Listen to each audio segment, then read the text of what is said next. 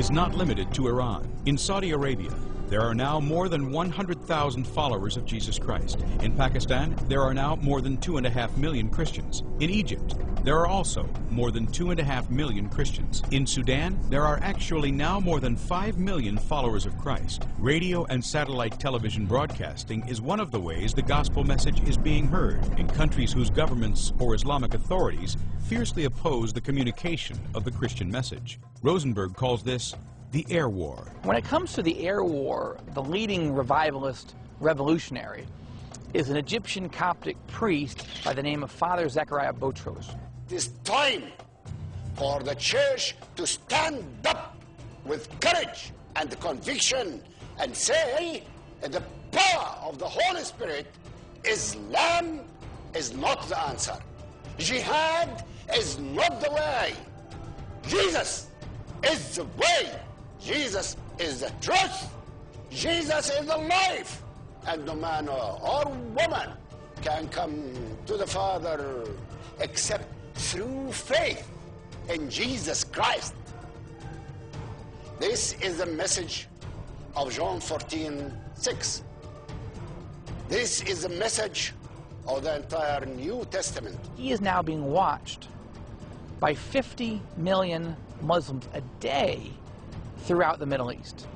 Now, he's got this 90-minute program where he not only explains Christian truths, but he also deconstructs the person of Muhammad, as well as the teachings of the Quran and some extra Islamic teachings known as the Hadith. And he explains from his perspective why they're wrong and why Jesus is right.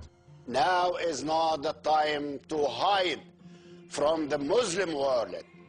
Now is the time to take the gospel of Jesus Christ to every man, woman, and child on the planet, to every Jew and every Gentile, and proclaim him as the hope of mankind, the only hope for the troubled world.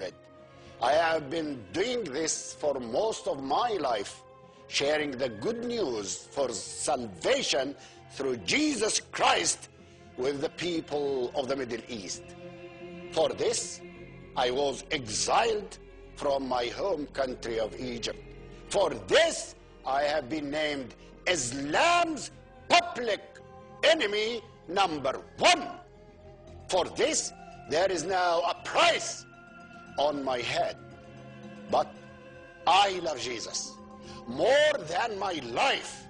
And because Jesus loves Muslims, because he came and laid down his life to save them, I love them too. And I am willing to lay my life down, if necessary, to reach them for my beloved Jesus. Nobody else talks like this in Saudi Arabia, in Iran, in Egypt, in Morocco. So people tune in because they can't believe what he's going to say next. But the radicals tune in and they are absolutely infuriated. And once a week, Father Zakaria takes live call-ins, and he'll get people, Muslim clerics, calling in and screaming at him, telling him why he's an evil man and why he's wrong. But he challenges them point by point, verse by verse, from the Quran as well as from the Bible. The God of the Bible is moving powerfully in the Muslim world today. He is drawing Muslims out of Islam, of faith to faith in Jesus Christ in record numbers. Yes, there is much bad news in the Muslim world today. But there is also much more good news for Muslims. More Muslims have come to faith in Jesus Christ in the last 3 decades than in the last 14 centuries of Islam put together. This is the greatness of our great God. Father Zakaria's ministry is seeing so many Muslims calling and emailing and writing into their ministry, saying they become followers of Christ, that Al-Qaeda has actually put Father Zachariah's photo on one of their websites as one of the most wanted men in the world.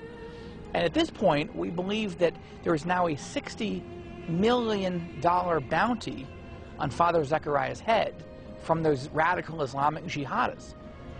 Now, just to put that into perspective, the United States has put a $25 million bounty on the head of Osama bin Laden. So you can see how much the radicals want this guy silenced, and yet he has become the phenomenon in satellite television throughout the Muslim world.